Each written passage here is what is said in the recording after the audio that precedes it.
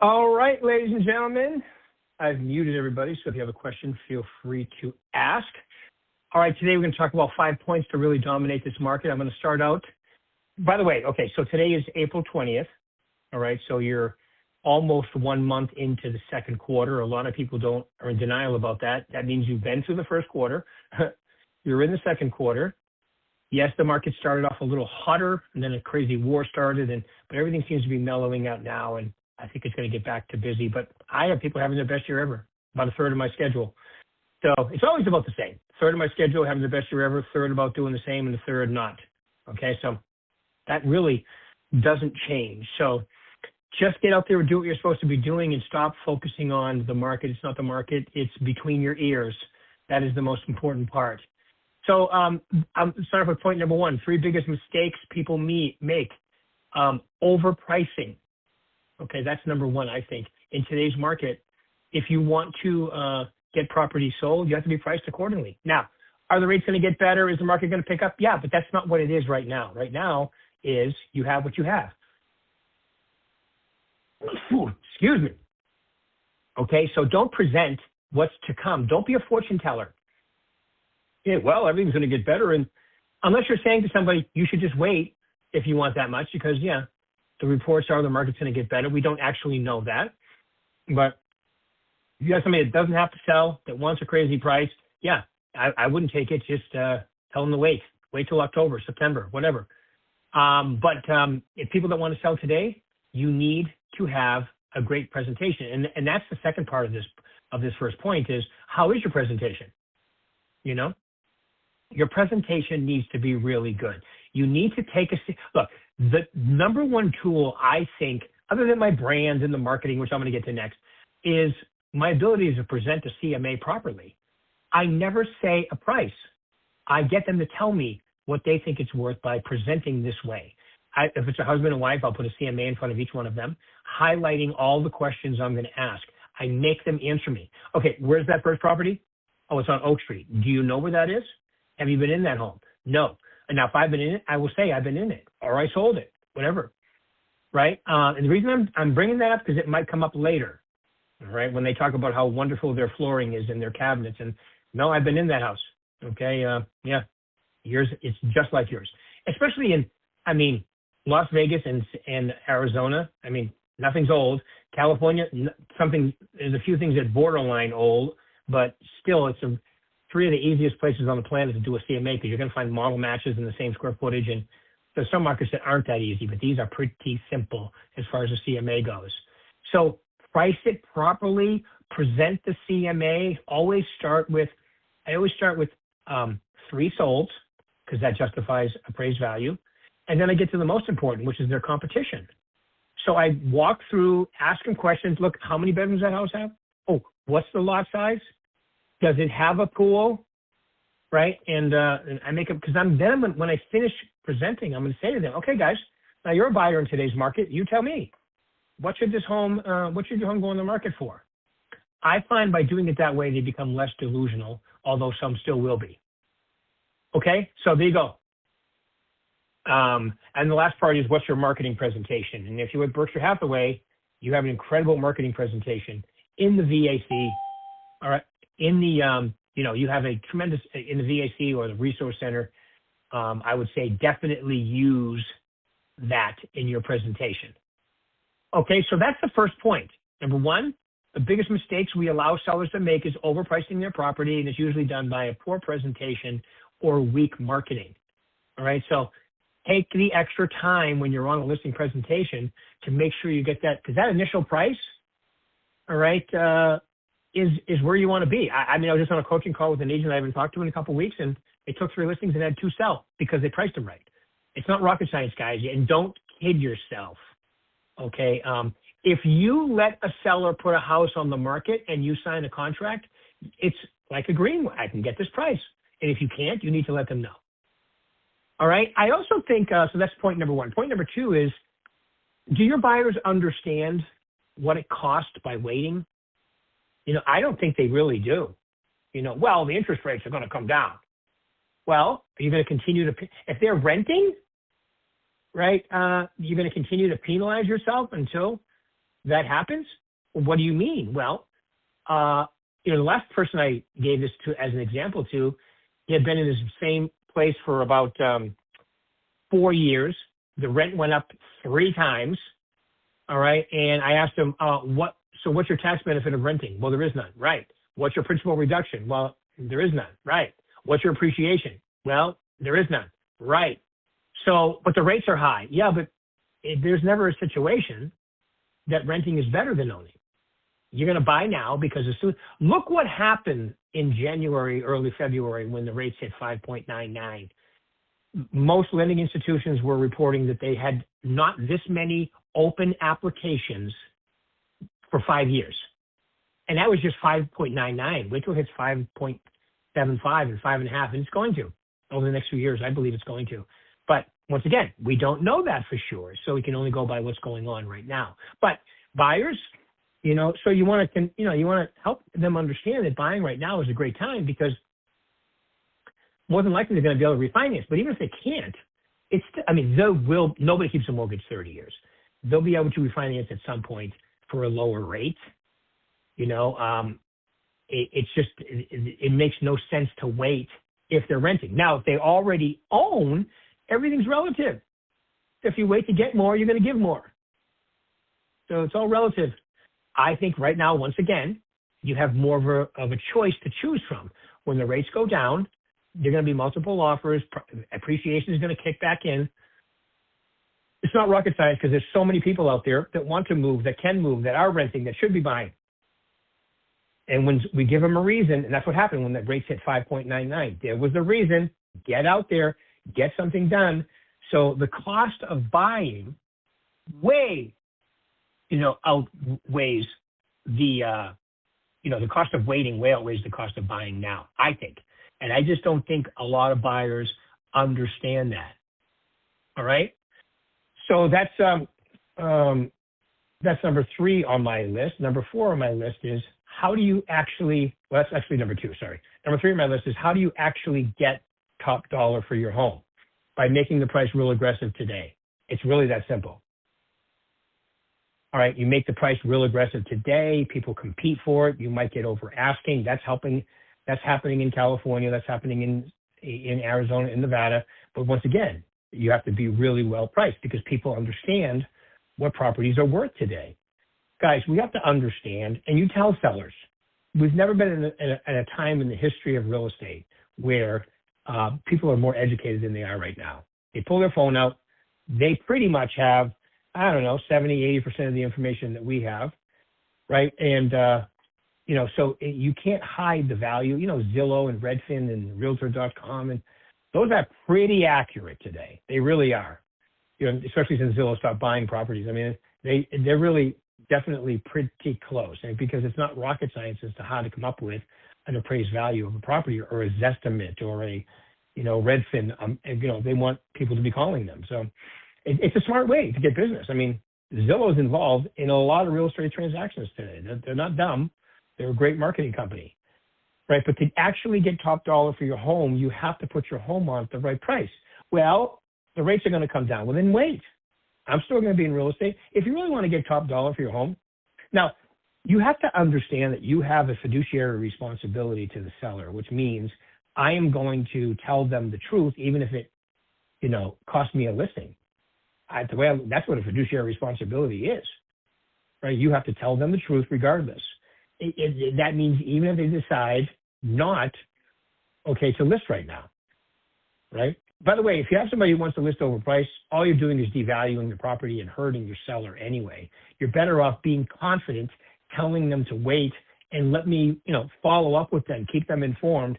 And then when it turns into a feeding frenzy, which it very well could by the end of this year, then you call them.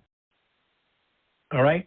That's what I think is that's what they're paying for you for. They're paying for you to be 100% brutally honest with them. Okay? Does that make sense? All right. So, you're overpricing property today is not helping the seller. Your presentation is probably what's causing you. And I was going to say my sneaking suspicion. It's not my sneaking suspicion. I know that a lot of agents wing it. That's an unbelievable mistake. especially when you have the training that you have here at Berkshire Hathaway, to have a legit listing presentation and marketing presentation, because you want to have a strong marketing. All the websites, I mean, if you go on a listing presentation, you present what we have, and you don't get it, I mean, I'm going to say that's unusual.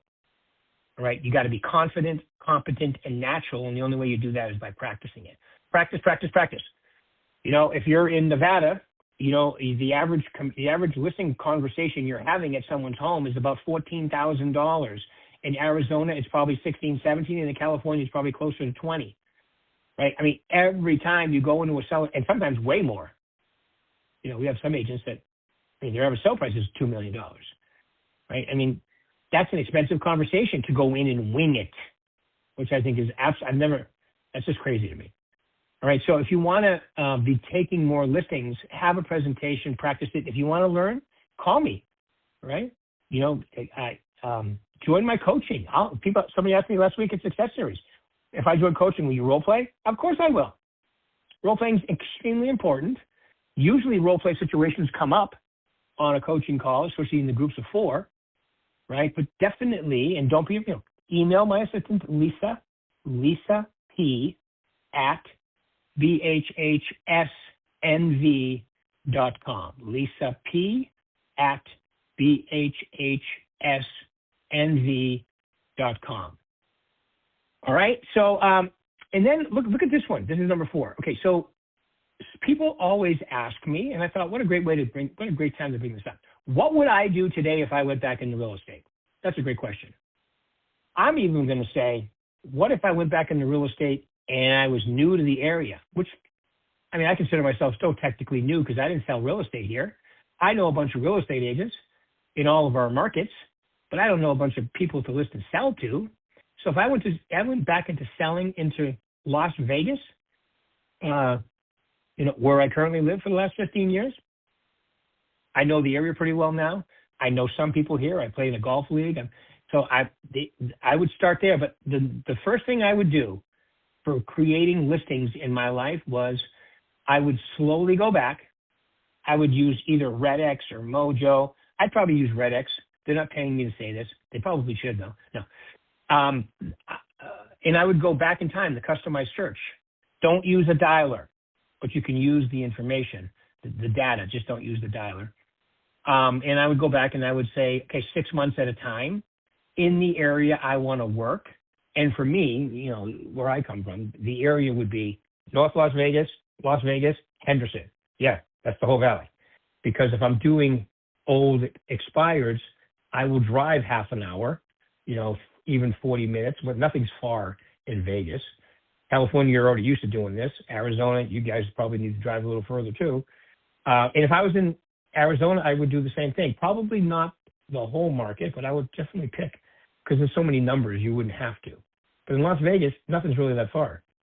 So I would pick, you know, I would go back 6 months at a time, starting, okay, at the end of last year, you know, June 1st to December 31st, 2025, run the area I want to work, all the old expires, call them up. Hi, this is Rick with Berkshire Hathaway.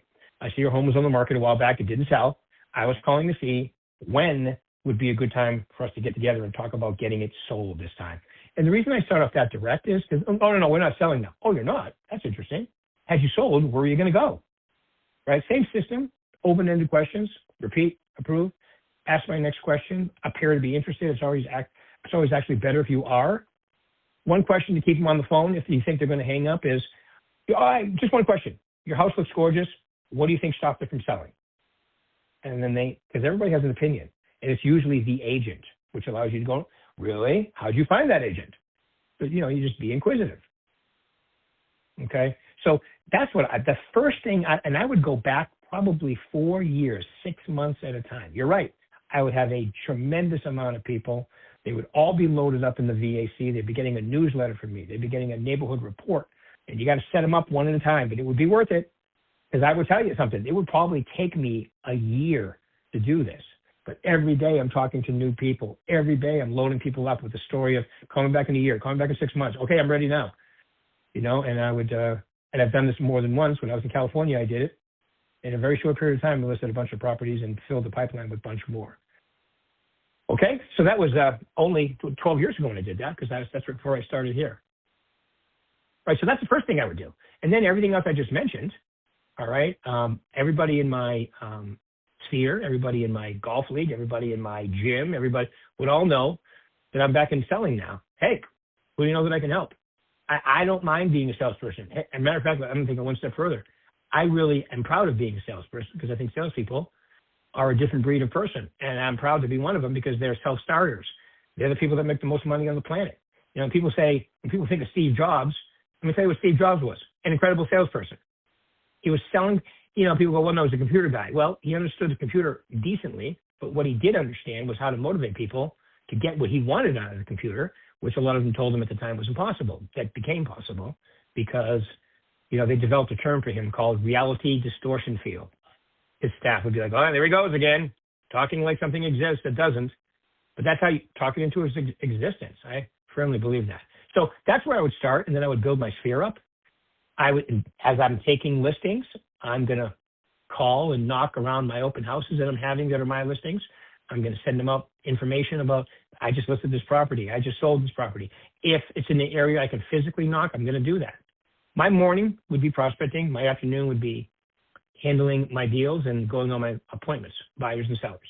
That's how simple my day would be. That's how simple it was. If you took Success Series with me last week, I gave you my schedule for years, 15 years in real estate before I started coaching. That's what I did. All right. So, and then I've been back into real estate twice, even while I was coaching, just for a short period of time, get some things going. And, so those are the things that I'm really thinking about in today's market. You've got to get sellers to list the property at the right price to create the right, atmosphere and get their property sold. By the way, that's also your fiduciary responsibility if you actually read it. Right. Secondly, talking with every buyer I have that wants to wait and explain to them. It doesn't mean it's going to work with each one, because it won't, but at least they'll be thinking about it as the rates even come down a little bit. All right. And then make sure my marketing is, you guys have tremendous marketing here at Berkshire Hathaway. Make sure you're using it. Make sure you understand how to use it. Make sure, that you've practiced using it. You got to practice, folks. Role playing is so important. It's so good for your confidence level, for your, it programs your subconscious mind for success too, if you do it right. Positive role play manner. I would also recommend you guys have positive self-talk all day to yourself about yourself. Unlike what most people have, which is not good, healthy self-talk to themselves. Okay? All right, so those are just a few things I would do if I got back into real estate, and those are a few things I would be thinking about if I was actually out there listing and selling today, because I'm coaching people every day in all 4 of our markets, which is Orange County, Desert of California, Scottsdale, Phoenix in Arizona, all the way up to Sedona, and we have offices all over Arizona, and then also Las Vegas, Nevada, which includes North Las Vegas, and Henderson. Summerlin too, but Summerlin is actually part of Las Vegas. A lot of people think it's a town. It's not. Henderson actually is a town. Summerlin is an area, master plan, in Las Vegas, where I live too. All right, so those are the things I would be thinking about. Does anybody have any questions? And before I say that, you have to hit *6 to unmute yourself if you have a question. Questions for anybody out there that's on live today about anything going on in their business, or even particularly what we just talked about. Anybody? Okay. Now, that can only say to me that I've explained it so thorough that no one has any questions. It's a great market to sell real estate. I would call it an even market. It's not a buyer's market, not a seller's market. It's right in the middle. Unless you're in California, in Orange County, below $1 million or below 1.2 even, then it's really cranking. Everybody else, you got to manufacture it. And that means the price has to be right. But you list the property right in any of our markets, it sells. You try to push it, it sits. And then you got days on the market, and you got to be explaining that. That's not a good place to be. So just take your time, do it right the first time, get the right price, move on, go to the next one. All right, folks, that's it for today. Keep it rocking. If you guys need me, call me anytime. We'll do this again in a week. Thanks, everybody.